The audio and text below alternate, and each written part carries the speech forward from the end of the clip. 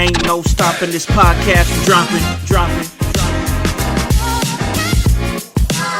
We here to get that work. Hey guys, welcome to In Your House, and of course I am your director, Hollywood Howse, and I'm here to direct you towards that work when it comes to this professional wrestling business, and that is exactly what I intend to do. And guys, you already know what I do, and that's give you guys that work. And while I give it to you, it's either when you're in your car, in your house, cleaning up your home, maybe you at work, maybe you taking the kids to school, maybe you having a bad day, you just want to get on with the household and talk a little professional wrestling. You already know them vibes, as we are back here at In Your House, and that means I'm back. Just me. It's our Tuesday episode, so it's just old Hollywood all by himself, and we got a lot to talk about as far as professional wrestling. Now, in my area, there was a lot of things going on this past weekend in the local area for professional wrestling. Many shows, many conventions. The Squared Circle City Expo was going on with many stars that came out over the weekend, and that was really cool. And you would expect me to be at something like that, considering the level of wrestling fan that I am, and the affiliation that I have in the business, and the love that I have for it. But I was with the family. That's right. I was enjoying Easter with the family. Went and I took my family to see the Super Mario movie Saturday afternoon. It was great. Loved it. Highly recommend it. If you're one of those people that are mad because it's you feel like it's more geared towards kids, man, get your head out of your ass. That movie was fun. It was great. And then spent time with the family Sunday. You guys already know Easter, if you celebrate that. You know, I hope it was great for you. I hope you enjoyed it, because I enjoyed mine. It was great. Family, food, and just chilling. You know, just kicking back and chilling with the family, which is what it's all about. But what this podcast is all about is giving you guys my perspective, my view on the professional wrestling business, as I've done for over 4 years.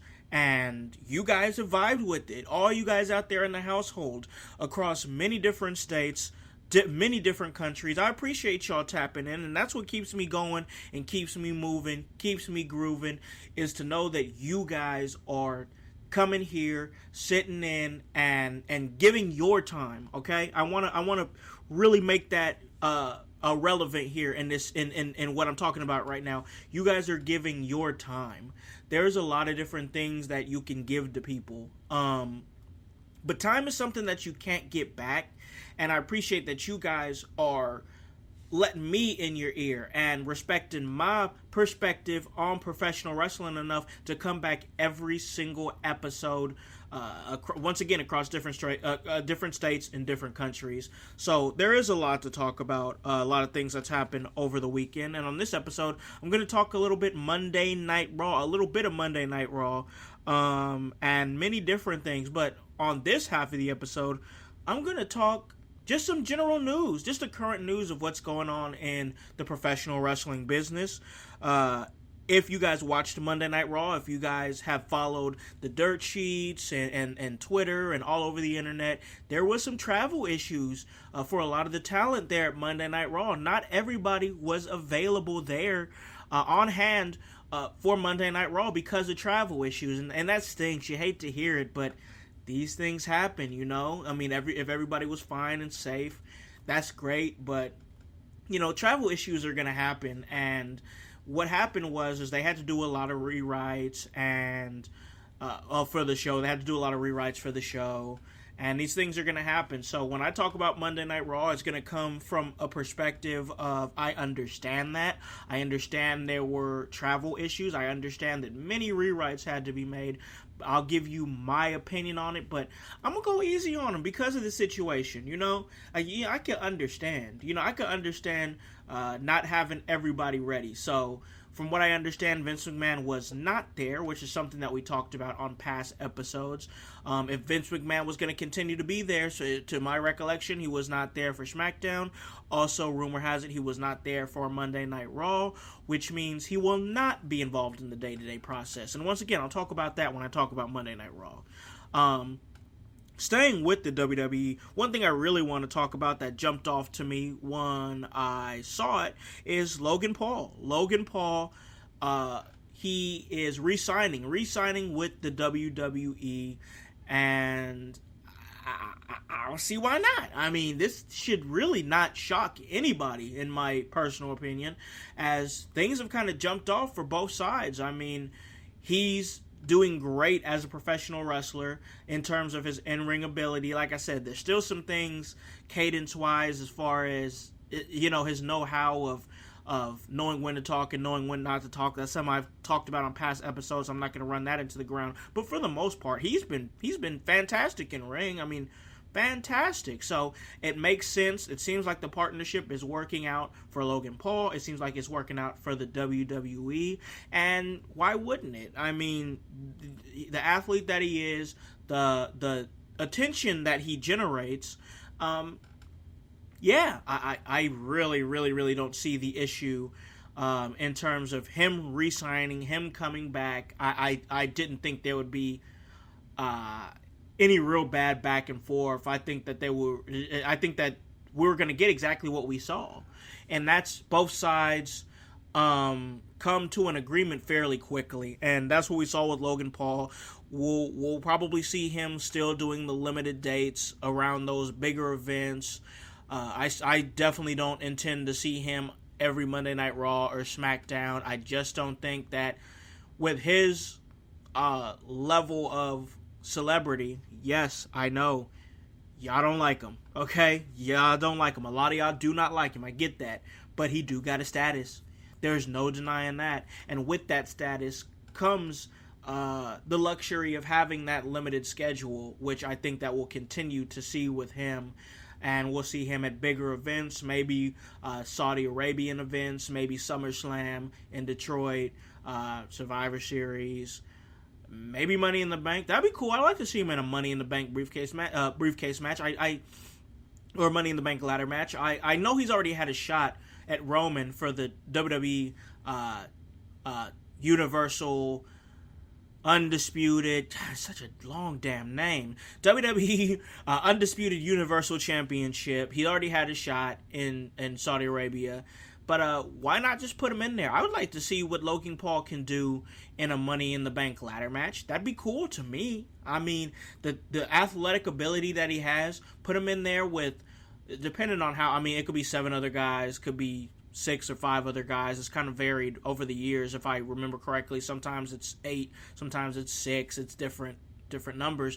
But I like to see him in there with in a multi-man ladder match for the briefcase with the opportunity of cashing in any time. And I really think that if he won it, which I don't think that he would, I wouldn't position him as winning it because, I just don't think that he needs something like that.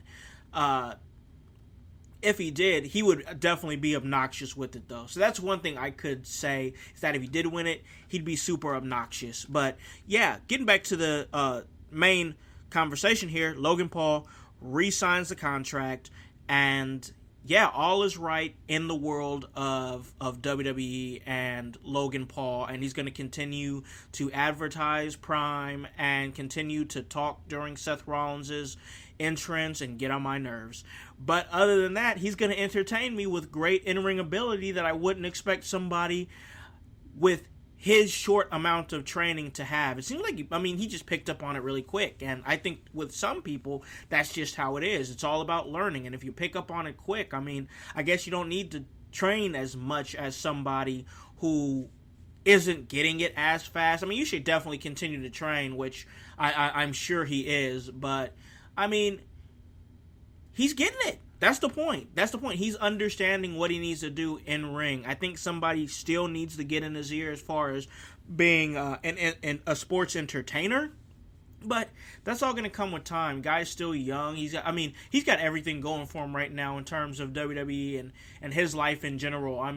The general public can't stand him and his family, but, he's still doing what he's doing, and he's making it work for him. So, for that reason, I can't hate the man. So, more Logan Paul. It's going to be interesting to see if he is involved in... Oh, look at that segue. Perfect segue. perfect segue, man.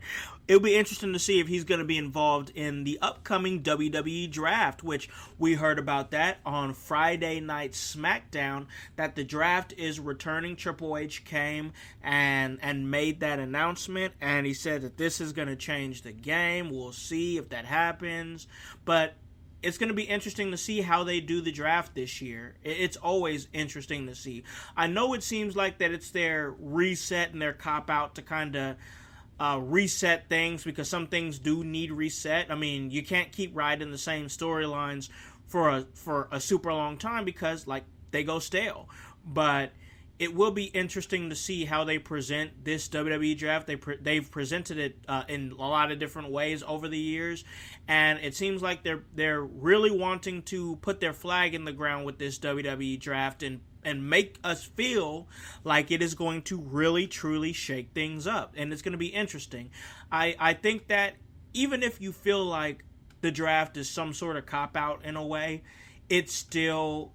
It's still great, you know. It's still a way to flip-flop things, make things different, get you different perspectives, start different feuds, split up tag teams, a little something I'll talk about, split up factions, and let people get singles runs. So I think that that's going to be an interesting way to see what happens with the WWE, especially shortly after WrestleMania, shortly after the sale of the company. How are we going to keep things fresh? How are we going to start to hook in more viewers and keep things fresh and flip it around? So that's what you're going to get with the draft. Rumor is it's supposed to be in early May. I don't think an official date has been given, but I think that that's where we're going. The WWE draft, man, it's gonna be interesting. It always is. One thing that I heard reading around, because that's what I do, is I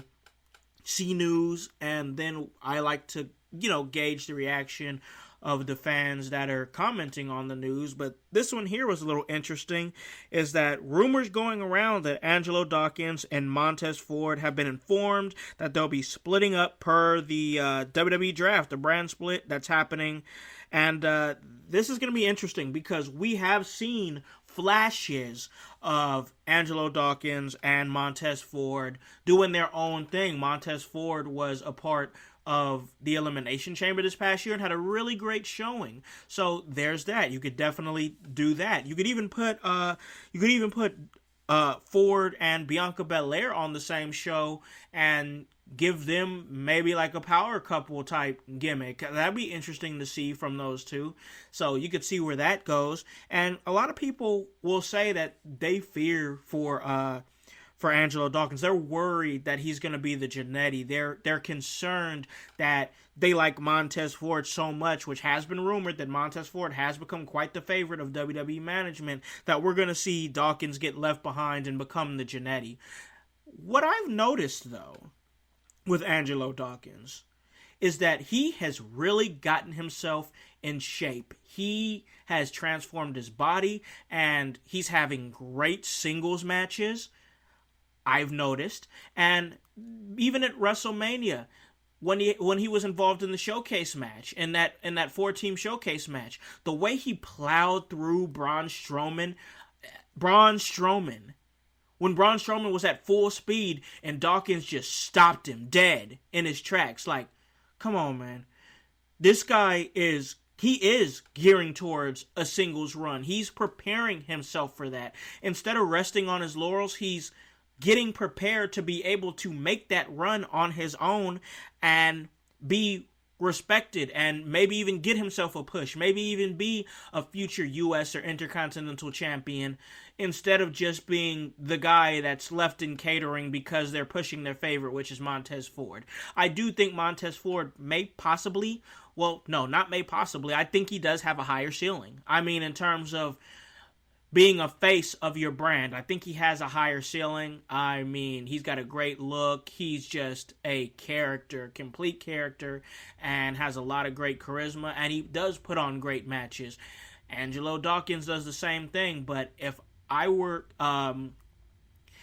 hitching my wagon to one as somebody who's trying to push my brand to that next level, because I'm trying to build young stars that can be generational stars, I'm going with Montez Ford. I mean, I just am. I just think that he's got it, and he's got an it factor that Angelo Dawkins doesn't have. Not that I see right now. I mean, I'm just giving you the real. I'm giving you my honest opinion. Montez Ford has an it factor that Angelo Dawkins just doesn't have. In my opinion, at least not that I've seen, and that's going to push Montez Ford further. But that's not to say Angelo can't have a great career. I mean, he's had a great career so far, and he could definitely have a great singles run with the work that he's putting in. I mean, if you notice that he's quietly bulking up and getting his body into better form and having better matches, singles matches, you got to see the work. You know, you got to see the writing on the wall. When somebody's working and you see it, it's like, okay, I can't see this guy just letting himself sink. You know, I know that it's not completely in his hands. It's going to be more so like his booking and what management wants to do. But if it was in his hands, he's not leaving it to chance. That's my point. He's not leaving it to chance. He's putting in the work. He's getting bigger. He's hitting it seems like he's hitting the gym harder. He's training harder. He's preparing because he knows, at least I feel like he knows, that Montez Ford is the favorite. So he's got to work harder. And if that's the case, if that is what he's doing, much respect for me, dog. Real talk. Much respect for me, because you understood the assignment at that point.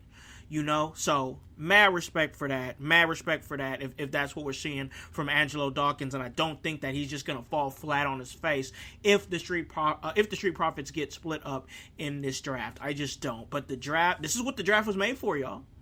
This is what the draft was made for. It was made to maybe split up teams where people or management, where management is seeing something within one person, maybe both, but in a lot of situations it's one, and they see something in that one person. They're like, hey, we don't want to keep him confined to a tag team. We want to see how far he can go as a singles, which is fair. I mean, look what happened with Shawn Michaels. He's one good example.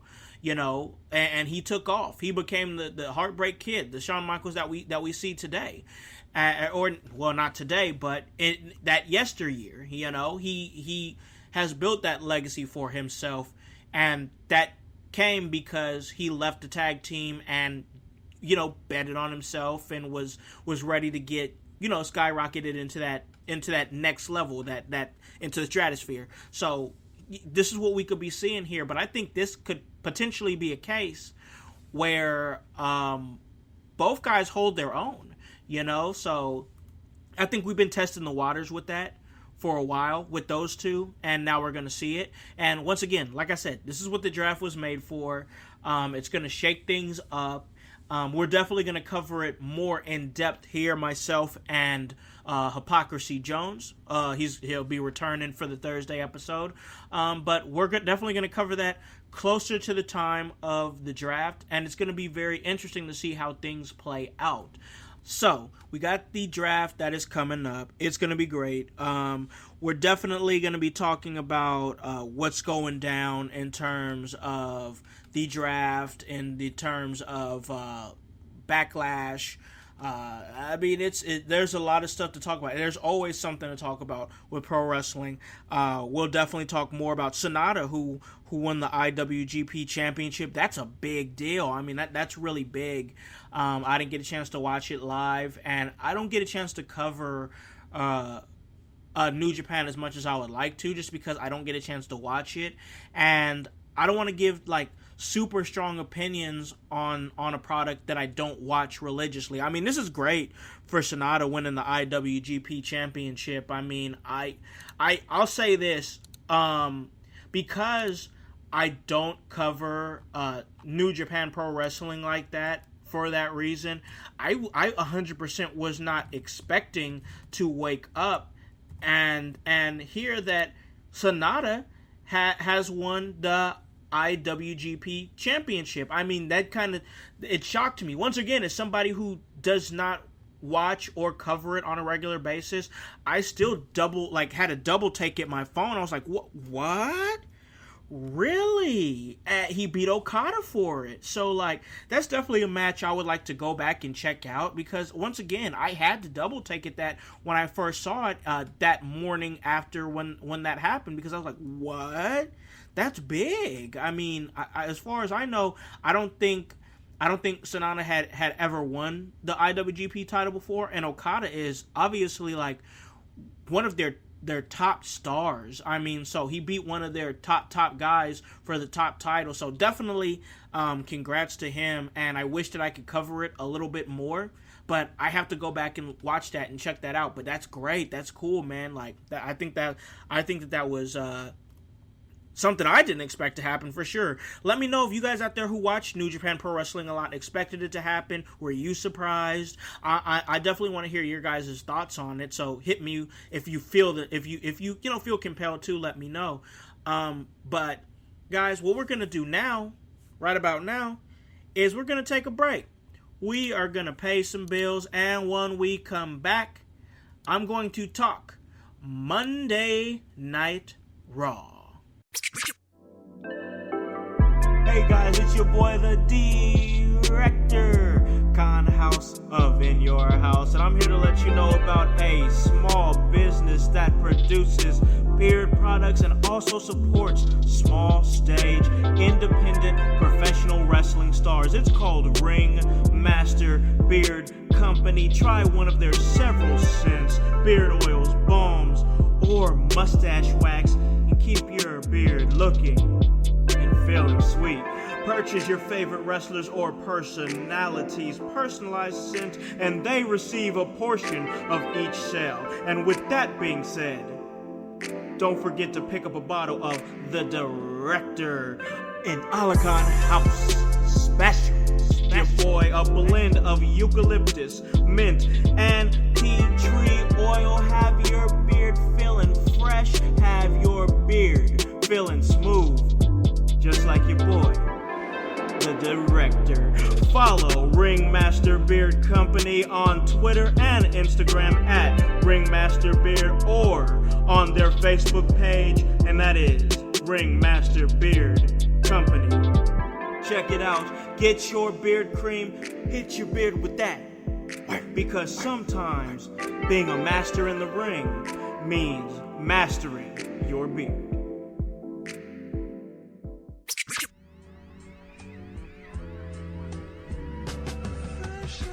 Hey guys, welcome back to In Your House, and of course I'm your director, Hollywood Howse, and we're having a great conversation here. Talked a little bit of what's going on in the professional wrestling news. Talked a little bit of the WWE draft. Talked about Logan Paul and his contract renewal. Extension? Renewal? Either way, he's staying with the WWE, and that's going to be interesting moving forward. And guys, before we talk a little bit of Monday Night Raw, I got to do my due diligence, and of course that's thank you guys. Thank you so much for making us a 5-star podcast on Apple Podcasts. It is truly appreciated. You guys are hitting that download button again. You guys are listening. You guys are vibing across many different states, across many different countries, and that really means a lot to me. It's the fuel that keeps this fire burning to give you guys that work. And guys, if you want to get that work from a different perspective, from somebody who has a little bit better perspective than me from all his years in the business and in many places that he's been, go ahead and head on over to Pope's Point of View with the Pope, Elijah Burke, and the manager of champions and the champion of managers, him and herself, Pollo Del Mar, as they deep dive into their thoughts on the professional wrestling business. Guys, that's the Pope's Point of View. That's 9:05 a.m. Eastern Standard Time every Saturday on all major podcasting platforms. And, you know, it's all the same platforms that you can get In Your House at. You already know them vibes. You can get it on Spotify. You can get it on Apple, iHeartRadio, anywhere that you guys get your major podcasts. You can get to us. You can get to us. Alexa, we got you covered there too. Wherever you get it, wherever you get in those podcasts, you already know In Your House is here for you. and we gonna make a movie, baby. And we got to continue this movie, this great episode of In Your House, as we talk a little Monday Night Raw. This was last night, the April 10th edition of Monday Night Raw, April 10th, 2023, and it started with Rey Mysterio Jr., the WWE Hall of Famer. Now, as I said at the top of the show, there was travel issues. Commentary let us know about it, that not everyone who was scheduled to be on the show was able to get to the show. So, like I said, I'm not gonna sit up here and totally just go hard on them for, maybe not such a great show. Honestly, the show held up for what it was. I honestly didn't think the show was that bad, even with the travel issues. But they did the best that they could, and it still made for a pretty good episode of Raw, in my personal opinion. I didn't think it was an absolute stinker, like I was thinking about the Raw after WrestleMania, because it just didn't hit the expectations that I was looking for when it comes to Raw after WrestleMania. And that's just me. Maybe I'm programmed in that way, but still, that's my feelings, and that's how I feel. So I thought this episode of Monday Night Raw was better. And once again, Rey Mysterio comes out, and he's pouring his heart out about how it's been a crazy year. We see him and Dom. Dom comes out again. Looks like we're continuing this. And one thing that really, really stuck out to me, and I've been saying it on the show for a while, Dominic gets crazy heat. I mean, that kid gets crazy heat. I mean, on SmackDown, he couldn't get a word in. Raw was kind of the same, but not as crazy as SmackDown. And he's got to learn how to navigate. I mean, he has got to find a flow when it comes to talking. I know he's not like the natural talker, like somebody like who's done it for a long time. Like, nobody should really be surprised that LA Knight is a killer on the mic. I mean, straight up, nobody should be surprised. But if you're just a WWE fan, if you're somebody who doesn't pay attention to the indies, you're like, man, this guy's better than what I expected. Well, there you go. It's because he has a long history on the indies of doing good work. But that's not the same with Dom Mysterio, who struggles at times. And I've said it many times before that he's got to get better. Like, I know he's still new, and I'm giving him the benefit of the doubt, and I'm sure that him or anybody else in WWE don't care about my opinion. But hey, I'm giving it to the people who want to hear it, and that's y'all out there in the household. And to me, he's still got work to do. Like, he fumbles over words still. He doesn't deliver lines the way that he needs to deliver lines. That's all gonna come with time. It's not a lost cause. He's still very young, and he's very over with the fans as a heel. And this storyline is doing great things for him. But man, he's got to get better on that mic, man. He's got to overcome that. He's got little by little. He's got to keep going. He's got to keep pushing, and he's just got to get better and find a flow. I think that's the biggest thing, is he's got to find a flow. They're probably saying, hey, this is what you got to say, just hit these lines, and he doesn't know specifically how to connect those dots and just taking bullet points and connecting them seamlessly. Once again, it's not the end of the world for him, and I'm not talking down on the young man. He's got an incredible future, and he's an incredible talent, and why wouldn't he be with the father that he has? I mean, he's doing it his way. I mean, they had great moments as a tag team, but I think everybody, Rey Mysterio, probably Dom too, and everybody, in the back that's close to what they're doing in terms of agents and whatnot, probably thought it was time for him to go off and do his own thing. And that's what we're seeing with Dominic Mysterio, is him going off and doing his own thing. And it's almost like they put him with the faction so he wouldn't have to talk so much. But leading up to WrestleMania, and such a high-scale WrestleMania match sponsored by Cinnamon Toast Crunch, such a dramatic professional wrestling match at WrestleMania, father and son in a blood feud, sponsored by Cinnamon Toast Crunch, that kills me every time. But seriously, leading up to WrestleMania, you gotta talk people into your match. You gotta talk them in the building. You gotta be able to sell it, and that's probably why they were saying, hey, we know you got you part of this faction, but we need you talking.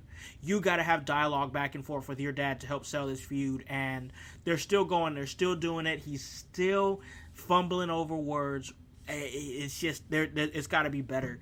But this led to a match with Finn Balor, who, my goodness, this man is working with 14 staples in his head. I think he's got like an injured quad. I'm not sure. Correct me if I'm wrong on that, but it's some sort of partial tear that I think that he has in one of his legs somewhere. You can correct me on that. But this man is still working, and he still had a great match with Rey Mysterio. And it's like, give this man something. Like, I know he lost his feud at WrestleMania, and that's okay. He's still going out there hurt. I mean, once again, 14 staples, partial tear somewhere in his leg. I could probably pull that up and figure it out. I know we have it in the group chat, but still working. This is insane. Like, give this man something, because right now he's Iron Manning it pretty hard right now. I mean, he's still giving you stellar matches. He's still put out, he still had the match that he had with Edge in Hell in a Cell, even after getting, having an injury and having to recover very quickly, and then getting 14 staples in his head, and it's crazy. There it is. It's a second degree calf tear. I found it. It's a second degree calf tear. So he's working with that, 14 staples in his head, and he's still just going out there putting good matches and finished that match at WrestleMania like a champ. So, like, give this man something. I don't know what. I don't know when. But just give him something. Let him know, because, man, this man is doing crazy things. So they had a match. Once again, a good match. Long match. I think they had longer matches on this show to deal with the fact that they didn't have the personnel on hand to do all the segments and do all the things that they wanted to do for Monday Night Raw. So it seemed like a lot of these matches were just insanely long. I was talking to my wife about it. She was like, man, some of these matches are long. But yeah, we had Finn Balor win by coup de grace, and yeah, picks up the win there against Rey Mysterio Jr. And of course, it wasn't clean. It was assisted by Dominic. And yeah, we're going to continue to see this feud. Bad Bunny is involved in it. Looking towards Backlash, which is going to be in Puerto Rico. Looking like it's going to be Rey Mysterio and Bad Bunny versus Dominic Mysterio and Damian Priest. And I'm not mad at that. I'm okay with that. We can do that. So moving forward here, we had the Alpha Academy, and I just got to say, man, Chad Gable, I love him. I love him so much. That's right. I stand for Chad Gable. That man can wrestle his ass off. He cracks me up. His character is pretty funny. His pairing with Otis is great. The situation with Maxine Dupree and the Maximum Male Models, it's cool. It's great. I think it's funny, and you got to have that aspect. Like, not everything. I feel like a good wrestling show has a little bit of everything. Great matches, some drama, some comedy. Give it all. Give it all. Give us all of those emotions. Everything. I think that that stuff has a place in there for sure. But this wasn't the brunt of that segment. The real big thing coming out of this segment was Lita being down and out, and Liv Morgan and Raquel Rodriguez pretty much trying to help out. And Becky Lynch is there, and there's something that happened as far as an attack on Lita. And I gotta say, I don't know. Maybe they should have just had her passed out, because I thought, I love Lita, I do, but the acting was pretty bad. Just lay down flat on your face. Just do that. Just be passed out, knocked out, because you trying to get up and get your wits about you. I just wasn't buying it, but I get why we were doing it, and it led to the biggest thing that happened. Well, not the biggest thing, but definitely the biggest thing that everybody saw happening later on in the night, which I'll get to. And now the question is, who took out Lita? Who was it? Suspicious eyes, shifty-eyed. Who took out Lita? Was it Raquel Rodriguez and Liv Morgan? Was it somebody else on the women's roster there at the WWE? Who could it be? Suspicious. I mean, Raquel Rodriguez and Liv Morgan was right there. So, like, I mean, for real, like, it's the most obvious thing, right? Right? And then Trish Stratus pulls up. And Trish Stratus, not having any idea what's going on, but seeing her friend, her colleague, her enemy turned friend on the ground, she does the right thing and she steps up. And she is going to join Becky Lynch to defend those tag team championships against Liv Morgan and Raquel Rodriguez. Suspicious eyes. Shifty. Alright, I'm done. I'm sorry, y'all. I'm sorry. I think we all know what happened here. Come on. So that's what we get. And we get Becky Lynch and Trish Stratus versus Liv Morgan and Raquel Rodriguez. And Stevie Wonder could see what was happening here, as we all knew. And I thought I was being so smart, because I put in the group chat, I was like, I'm going to be the first one to say it. I'm going to look so right. I'm gonna go in there and say, Trish Stratus is turning heel. She's going to turn on Becky Lynch, and she's going to turn heel, and I'm going to look smart. I'm going to look like the smartest damn cookie. And then I went to the comments, I went to Twitter, I went to the Facebook dirt sheets where people leave their comments, and they're like, oh, Trish turning heel. She's definitely turning heel. Obviously, she's turning heel. She's going to turn heel. Stevie Wonder could see that. Ray Charles could see that. Blah, blah, blah. And I'm like, damn, now I don't look so smart. I thought I was the first one who picked up on it. Obviously, everybody else did too. They all picked up on it. I was going to look like the smartest cookie, and now I just look like the rest of y'all. I'm sickened and disgusted. But keep listening to the podcast, though. I mean, you keep listening. Please don't turn me off. Don't. I love you guys. I really do. I really do. But this was the writing on the wall. We all saw it. We all knew what was happening. And honestly, I don't think it was a bad move. Real talk. I don't think it was a bad move at all. And to me, from my point of view, I think it's interesting that Trish Stratus, who's already a Hall of Famer, has already done all the stuff she wanted to do in the business, she's taking, to me, like an edge route, kind of, jumping back into the swing of things, and now we're going to see her in a different light, because I feel like, if you want to call it a nostalgia act, like, they could coast on what they did in the past, and like everybody would be like, all right, yay, nostalgic star from the time when I watched wrestling and really felt like it was in the height of my fandom is there, so yay. But when they don't take the easy way out and say, hey, I want to do something here, you know what I'm saying? Like, let's tell a story, let's do something different. I could just be a nostalgia act, or I could just jump back into the swing of things and just twist it up and just turn heel. And that's what we saw with Trish Stratus. And I think that it's interesting that at this stage of her career, where she really doesn't have anything else to prove, she could just coast on her name as far as being a WWE Hall of Famer and being pivotal in the women's division and years ago. I think it's interesting to see that she's like, let's do this. Let's see where this goes. I want to go heel. I want to do something fresh. I want to do something new. I don't have to, but I want to, for the sake of the story, for the sake of the art, for the love of wrestling, and I think that's pretty damn cool. So when people like Edge and Lita do something like that, and when they don't have to, just for the love of it, I think that's cool. So I thought the match itself, though, I mean, it picked up. It definitely picked up, but man, so many miscommunications in that match that just took me right out of it. And I know at some point the crowd was chanting, this is awesome, and I was like, is it though? Is it? I mean, once again, I know they picked up. I'm not hating. I'm just giving you the real. This is what I saw, and I was like, man, I don't like the flow. It, like, every time they started to get into a flow, there was some sort of miscommunication that just took me out. And I thought it was weird that I honestly thought it was weird that Trish Stratus lost and then turned. She lost. It was her fault. So why is she mad?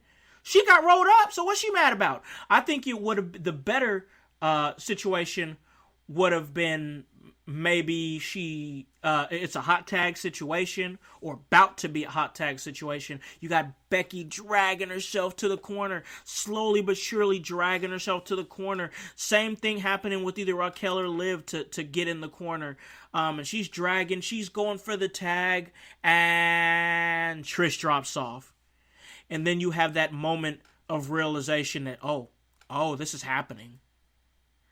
You have Trish give that eye to Becky. Becky's jaw drops. Why? Why are you doing this? What reason? What's your reason? But before she could even realize, really digest, really comprehend what's going on, maybe you have Liv and Raquel hit her with a tag move or whatever you want to do, finish the match, 1, 2, 3, and boom. Instead of what we saw, which was Trish Stratus losing the match clean and costing not only herself and Becky Lynch, but also Lita, the Women's Tag Team Championships. I mean, this was her fault. This isn't like calculated. She was trying to go for a chick kick. She missed. Liv Morgan rolled her up. 1, 2, 3. She didn't screw anybody. I think this should have been a situation where she screwed Becky Lynch. However we get there. She didn't screw anybody. She screwed herself. She missed the chick kick. And Liv Morgan capitalized with the roll-up. 1, 2, 3. New champs. Win clean. Why? Why is Trish mad? She should have screwed her over. That's just my opinion. I'm not going to dig too deep into that, but that's just my personal opinion as far as what happened. The most deadliest move in professional wrestling, the schoolboy pin. And yeah, that's what you see.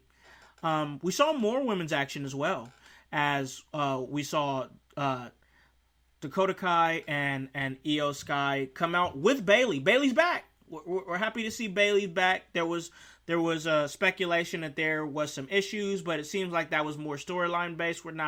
There's not actual issues, at least from what we know, because we're not in that locker room. We're not back there.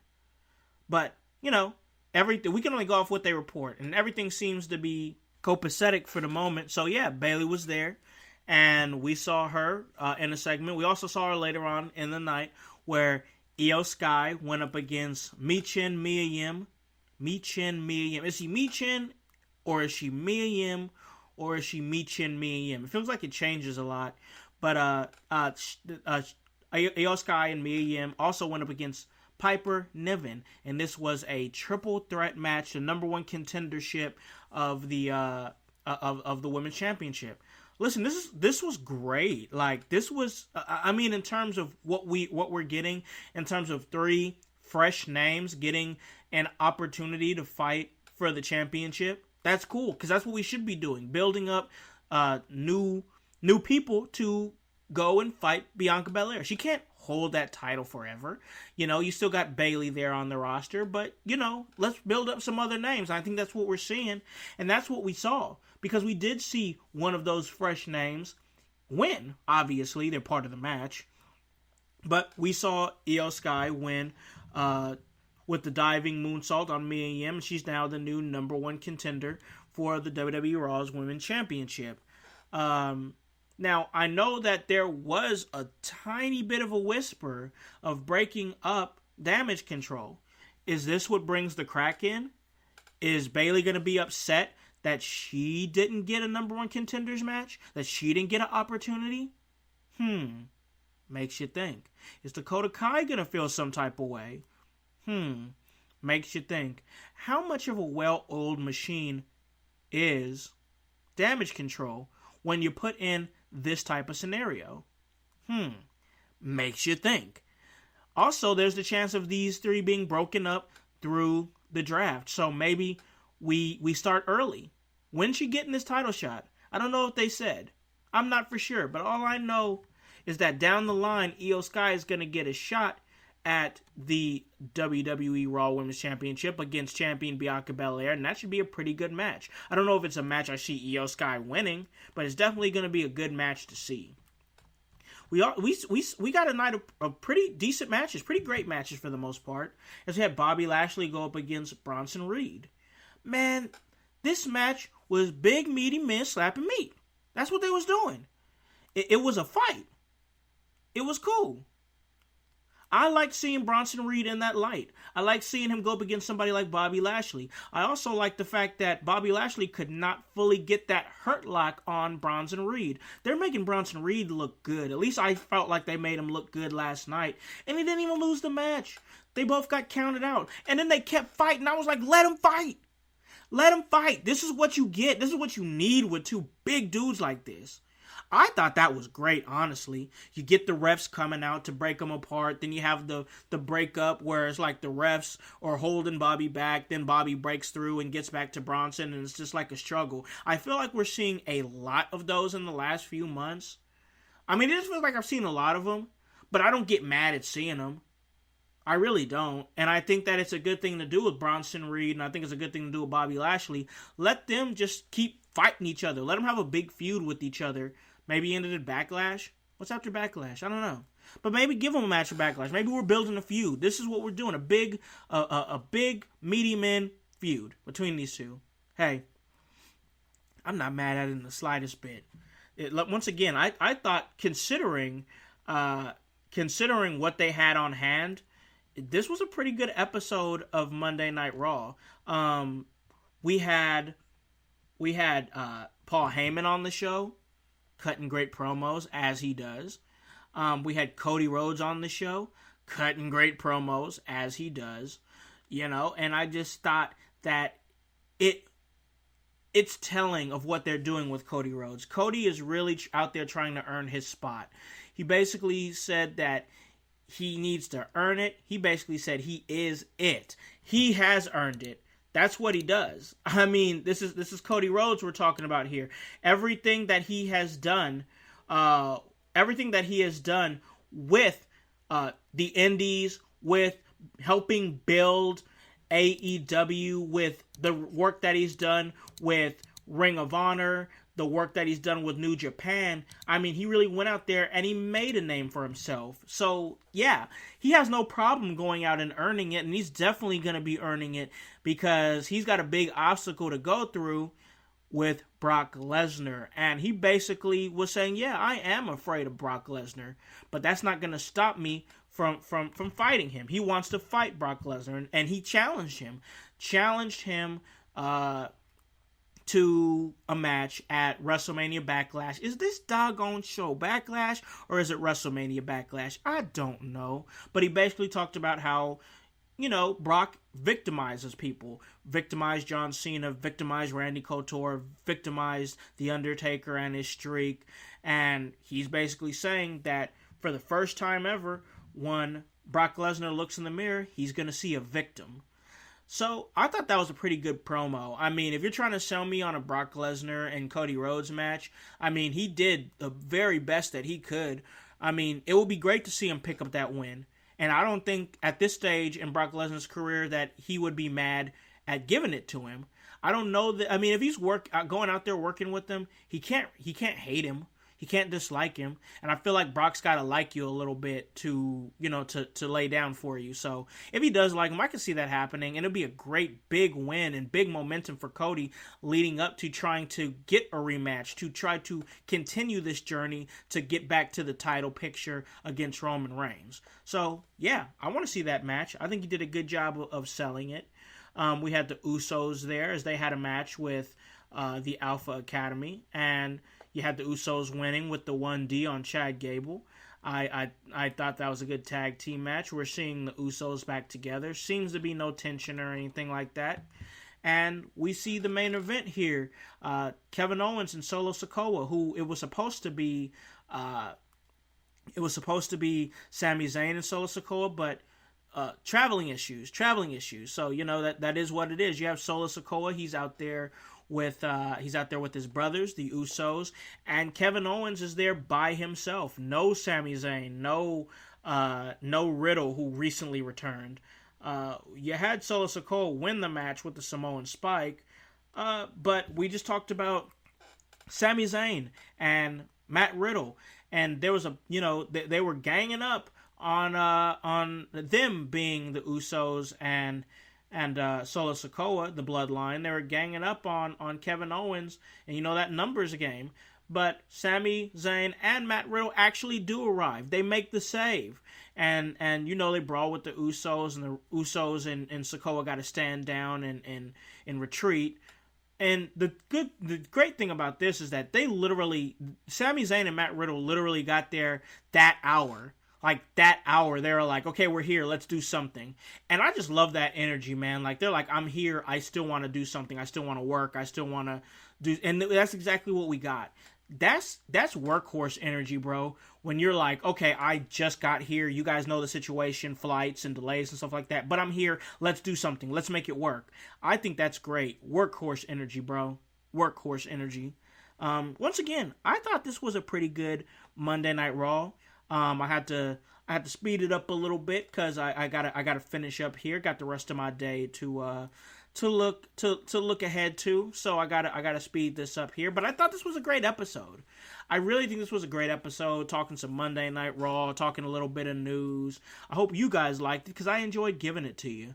And as far as where you can hear me and follow me and the things that I do and the trouble and the mischief that I get myself into, you can follow me at The Hollywood Howse on IG. That's Hollywood Howse on Twitter, on Facebook, and this podcast here is In Your House, and that's HOWSE across all of those social media programs. And that W there, well, it stands for work. Guys, thank you so much for listening to this episode of In Your House. I'll be back Thursday with Hype Jones, Old Hypocrisy Jones, and we're going to give you another great episode, give you some more of that work that you guys have gotten used to. Guys, get on this bandwagon. Get on, or get gone. Because the household, we still go mighty strong. You guys have a great day and a great rest of your week. Peace.